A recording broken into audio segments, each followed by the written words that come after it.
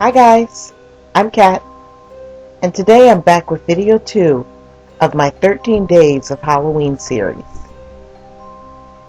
This project is a mermaid.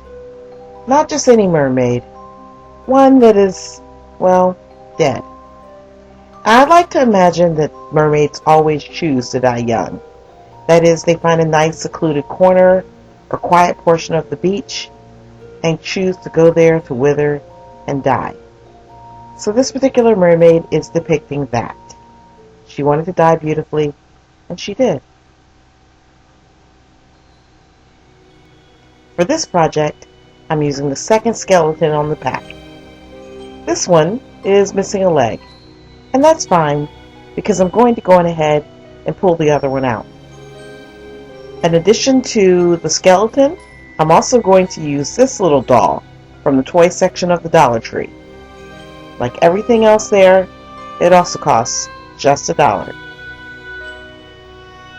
So I'm only going to use the bottom portion of the doll, just the fin and the tail. And then as far as the skeleton goes, I'm going to cut off and use only the top portion, cutting off the pelvis completely. And because this skeleton needs to look like it's been bleached white through the sun, I'm going to paint the entire thing white. But I'm going to give it some accents of an off-white or ivory color. Then I went on ahead and cut off the forearms and the hands. I'm also using one of the feet that I pulled off, and I painted the toes of it white. Now, starting with the fins from the doll, I went on ahead and cut some zigzags in there.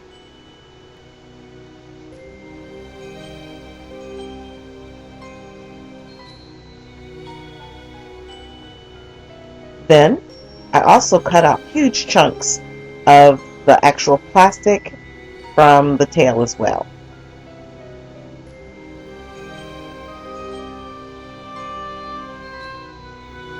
Going through with my scissors, I pulled up various spots of the plastic from where I cut it out.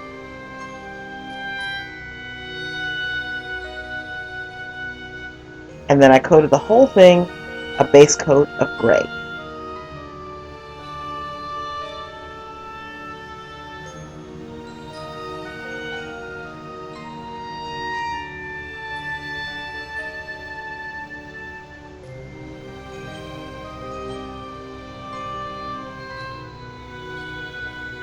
I'm using a metallic taupe color to add some accents to this particular gray.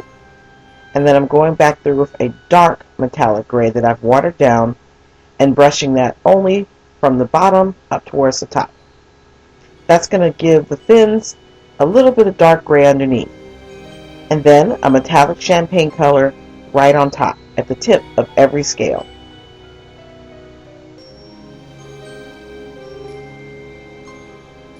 Then I used the feet and cut off all the toes individually, giving me 5 little pieces of spinal looking things to play with.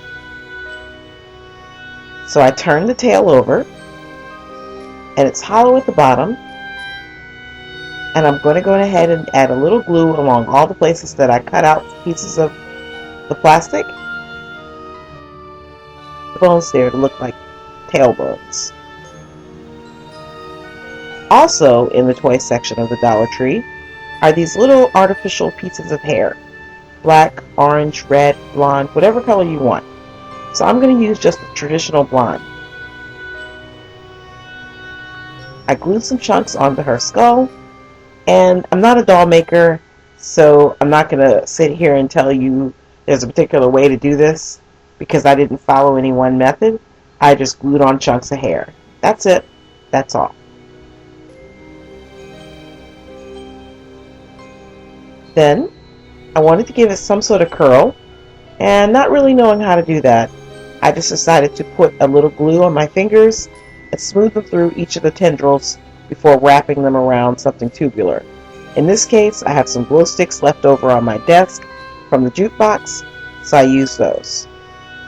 Then I gave her a little haircut and glued the torso of the skeleton in place onto the tail.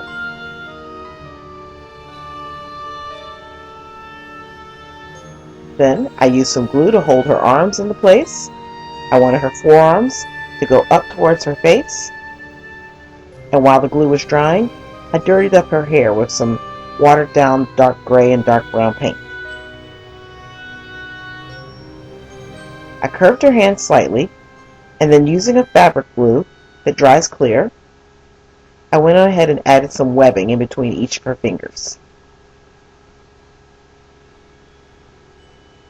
Once that dried, I painted those in a gray color and then stuck the hands back onto the forearms.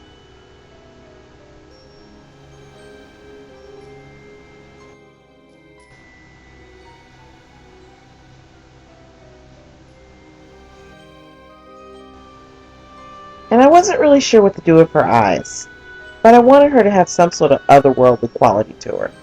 So I did go on ahead and use some trusty rhinestones to fill those eyes in. And that's it. You're done. Thanks so much for watching, guys. Stay tuned and come back tomorrow for day 3 of my 13 days of Halloween.